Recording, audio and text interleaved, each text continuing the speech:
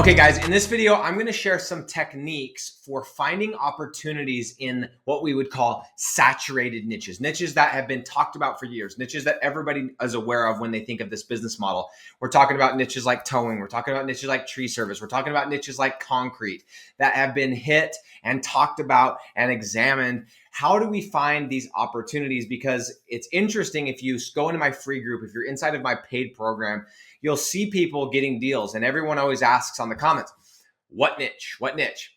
And most of the time, these people are still getting deals in concrete, tree service, insulation, whatever, these common niches. That's because I recommend it. It's because I still think that is the best strategy when you're starting out, because then you don't have to worry about finding the right niche. You can just focus on the city. However, let's call a spade. And if you were to ask me, hey, is it harder to find a good opportunity in concrete today than it was 2 years ago? Without question, the answer is yes. There's more people doing it. There's more people following this channel. There's more people looking at cities, et cetera, et cetera, et cetera. So how do we actually go and find these opportunities? What are some of the hacks or some of the techniques? And the first thing that I want to say is this. It's something that I've covered before. Just because you see another lead generation website in said city, okay, in Reno, Nevada, does not mean you cannot go in there, okay? Because number one, you don't know if that person actually has a client. And a lot of times they know how, most people, they can rank a site because that's the easy part, but they don't know how to sell it. So for example, when I got into this, I shattered all of my preconceived notions when I did this one day. And I've shared this story before, but I was going into my own backyard. I was looking at tree service and I started doing the research, and boom, a lead generation site popped up. Not only popped up, but popped up at the top of page one, GMB, the whole thing. And I called their website to see if they had a client, and it went to like a voicemail. So I assumed they didn't. So I said, well, let me go ahead and call. Let me try to find out who it is. So I, did the who is, and I found out they didn't. I found out who it was, and I got a hold of them on Facebook, and I said, hey, I live in this city as well. I don't know if you're interested, but I saw that it doesn't look like you have a client. I'd love to buy this website from you, right? And I got basically, screw you, don't talk to me. And it really kind of pissed me off. And I was like, oh, hell no. It was almost out of spite that I did this. But I said, they don't even have a client, at least not to my knowledge. I'm going to do it anyway. I'm going to go and get a deal. And I'm just going to go and start working with somebody.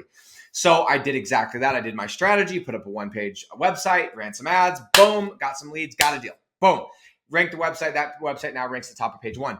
Imagine, and by the way, I had that same client since from like March of 2010 until just a couple months ago, when they ended up using the budget they were spending with me to go and do SEO, which I can't blame them. That's fine. But we lasted almost 3 years getting paid. If I hadn't done this, if I had stopped because I saw the lead generation site, I would have missed out on over $30,000. Imagine. So it blew my mind. I was like, okay, it doesn't really matter. So what you have to remember before I go into any of this is that if you look at a city and you see a lead generation site, yes, take note of it. But look at that lead generation site as if it's just another competitor, because if you do the homework and it's still what we would term as like a layup, meaning it's not super competitive. Maybe they have a good website, but outside of that, nobody else has anything going on online. You can slide in at number 2 and then to overtake them at number 1 eventually. And you guys can both have clients, even if they have a paying client. But guys, chances are, well, here's the mic. Chances are they do not have a paying client, because most people, they want to do the keyboard stuff. They don't want to do the sales stuff, which puts you at an advantage if you're willing to do the quote unquote hard stuff, which is picking up this plastic box and making phone calls to human beings. It's not that crazy. Okay. But here's some things. That's the first thing I want to cover. A couple of little tips that I wanted to just make note of that I look at. Okay. So this is kind of just a really simple, dumb one. But if I just, like when I'm looking at cities, what I used to do is I would open up a map and I'd pull up the US, because I target the US. And I would just start like looking at ideas. And I was like, okay, what should I do? Whatever, right? And I would look at it, and I'm just telling you right now, if that is the strategy that you're taking, that's fine. But if you can look at a map and you can see the city, and it's popping up and saying Las Vegas, Nevada, Salt Lake City, whatever. You know how some cities will pop up, and then as you zoom in, more cities will pop up. You zoom in, more cities will pop up. If without zooming, or maybe even zooming 1 or 2 times, you can see the name of the city, chances are it's been looked at, it's been combed over, it's been whatever. So for me, what I would recommend as part two. So first of all, if you see it without zooming in, probably going to be competitive. Now, that doesn't necessarily mean that's the case, but I would save yourself some time. What I would rather you do is pick a state. Okay, pick a state. In my opinion, I'd pick a state that's not super seasonal. I would go away from North Dakota. This is if you're going to do concrete, right? Let's say concrete, for example. I'd go away from North Dakota, these places that have a ton of snow and they're more seasonal, and I would pick a state. And then what I would do is the opposite of what you're thinking. I wouldn't start at the top and go, okay, well, let's say Florida, for example. Well, Orlando's probably out. Jacksonville's probably out. Miami's probably out. And let me go to the one that's right below those, like the tier 2. I would start at the tier 5 or the tier 4, meaning what's the lowest population I can go, but make sure there's enough volume, right? Because you'd be surprised, guys. I have websites in cities of 30,000 people that are making me $600, $750. Now you're going, I don't want those deals. Well, guess what? It costs me almost nothing to get those websites ranked. Guess how much my cost per click is? $1, $2. Guess how fast I was able to get the GMB going and the organic quick. I didn't have much competition. Now, I still want to make sure that there's enough volume. Obviously, there's business owners that are actually willing to pay, which you can do by looking and seeing if they're paying for Google Ads and Home Advisor, etc.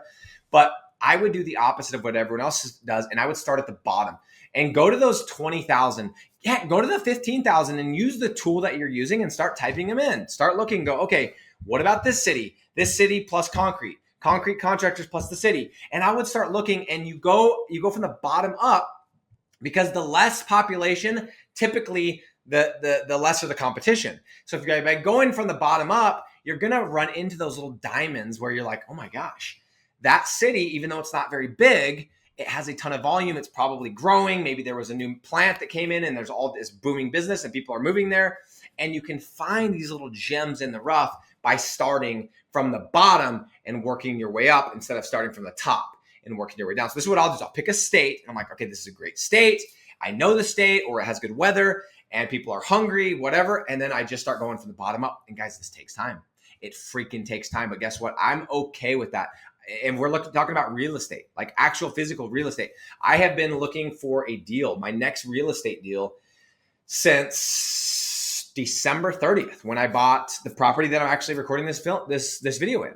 I've been looking every single night, including last night. I was on Zillow. I was on LoopNet. I'm looking for deals. I'm calling realtors. I'm calling commercial guys. How can I get a deal? I flew to Arkansas. I was under contract on a property in Nevada, in Las Vegas, and they just didn't make sense.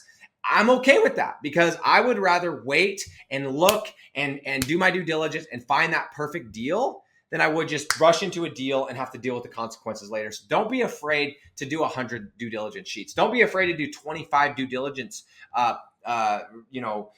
observations, or what would be the correct word? I'm having a brain whatever right now.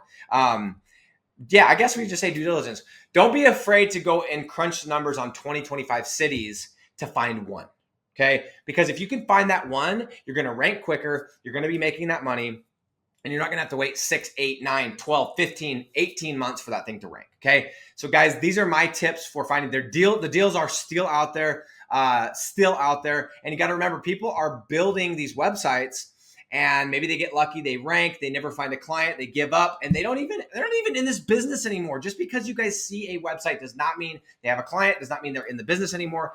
For all you know, they could have forgotten about it. These are my tips for finding these cities. The deals are still out there. Go find them.